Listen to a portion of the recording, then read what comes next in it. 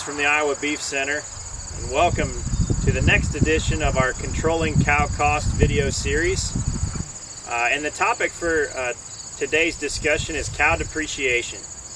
Now, when most of you hear the word depreciation, you probably think of the line item expense on your taxes, but today's lesson is about actual depreciation, meaning the difference or change in value of a cow over her lifetime. So we'll give you an example here, and it's not to argue about the prices. You can use your own prices or what you think you can get for heifer calves or what you buy your bred heifers for, but the exercise still holds true regardless of the value. So in order to have cow depreciation, you must first have appreciation. So we're going to start with the life cycle of a female and use this as a tool to tell you how to best manage cow depreciation on your own operation. So to start the cow's life cycle, we'll begin with the weaned heifer calf. This female is one we have destined for the breeding herd, so we'll value her for this example at $700. So if we develop this heifer and we expose her to a bull or we use artificial insemination, we add value to her.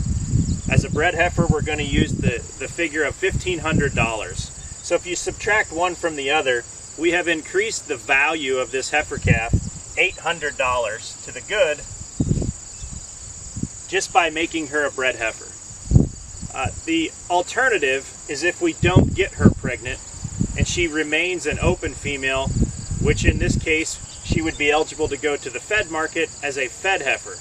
If we value her as on the fed market at say $1,200, we have still increased her value from $700 to $1,200, a $500 increase. The important thing to remember when appreciating a heifer calf's value is what does it cost you to develop a heifer calf into a bred female. If a bred heifer costs you more than $800 to develop, your decision might be better to purchase bred heifers. Always remember in your developmental cost, include labor. Now that we've established the value for a bred heifer, we're going to continue to develop her in the breeding herd and make her into a prime-aged young cow. So typically, a bred heifer increases in value to a 3, 4, 5-year-old about $500. So if we are successful in getting her rebred, we have increased her value by $500. Now, everybody knows in the commercial beef world that one of the most difficult things to get rebred is a bred heifer, especially one that's a high-producing, heavy-milking female. So if we fail and she comes up open and we choose to cull her, we have lost the value of that female.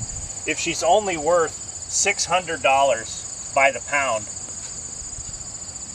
we have taken a $1,500 investment, made it worth $600, or we've actually lost $900 in 1 year. So that's the depreciation of a bred heifer who fails to conceive and become a bred cow. So if we've got to replace her, we need to either do it with another bred female or a developed heifer, or we can replace her with what she should have been, a bred cow. The most valuable females to purchase are usually those young bred cows. So if we value those at $2,000 and we have chosen to keep those in the herd, what happens if we fail to conceive a 3, 4, 5-year-old bred female? Well, she's probably going to be larger than the bred heifer, but she's still only going to be worth, let's say, $700. So the actual depreciation on a cow that doesn't conceive at 3, 4, and 5 is $1,300 to the negative. So every female that falls out of the herd from 3 to 5 years of age, we've lost $1,300 on that female alone. So if our actual income, net income on calves is $200 per cow, let's say, it takes over 6 calves just to pay for this female to keep the herd at the same size. So we're going to continue to develop those cows, and let's say they're 6 to 9 years old. They've stayed in the herd that long. So we've actually had a depreciation in value of $600 even if the cow does everything we ask of her. So this is actual depreciation, not tax depreciation, but even if we do everything right, this female still is worth less as a 6, 7, 8-year-old as she was at 3 to 5. So the goal of managing depreciation would be to keep as many of those females in the herd as we possibly can, whether that means supplemental feed, getting the right genetics, moderating cow size, or fluctuating your cow numbers based on the feed resources you have. All those decisions matter in managing depreciation.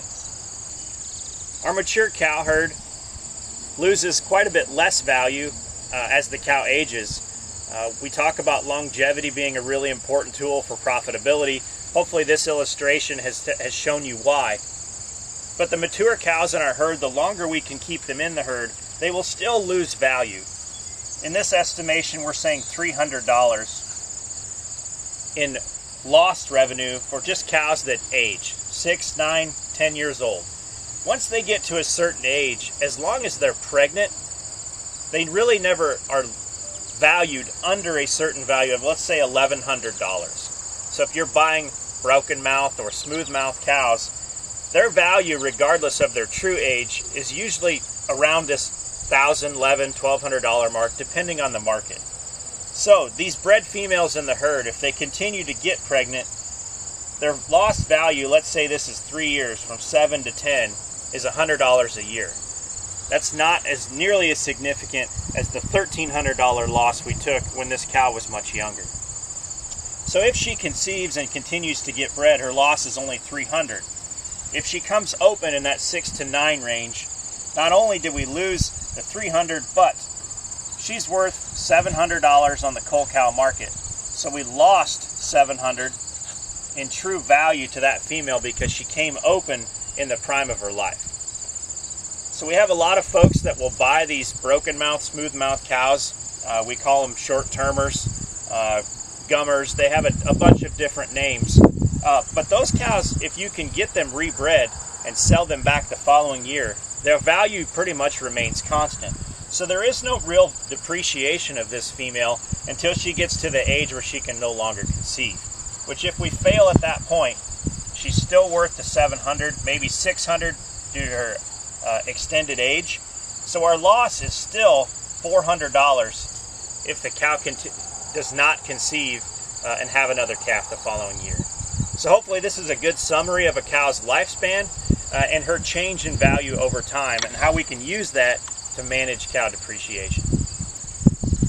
So to summarize managing your cow depreciation, there's a few key points we want you to take home from this video.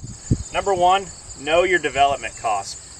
Always know if your facilities can handle it, your feed resources are available, and you can manage and develop those cows the right way to maintain them in the herd for a long, long time. Increase the exit value, not only of cull cows, but bred females. A couple of ways we talked about doing this. A previous video covered managing cull cow value by using early pregnancy diagnosis. Those cows are worth a lot more in August than they are in November. More calves per cow in her lifetime. Sometimes in the Midwest that takes a little more supplemental feed, takes better grass management. All those things that we can do to help a cow conceive, we should be doing to get the highest number of calves out of her over her lifetime. This kind of goes without saying. Buy low, sell high. Always be in the market. When the market dictates that you should expand, expand. One of the worst things we can do is ask somebody, how many cows do you run? It always depends on how much grass you have, how much feed you have available. We should never be adhering to a cow number, but more of a cow profit goal. Hopefully these have been a good summary of how you can manage cow depreciation on your operation. Wish you the best as the culling season is upon us here in the early fall. As always, for more information on this topic and others related to controlling cow costs, reach out to your area beef field specialist with the Iowa Beef Center.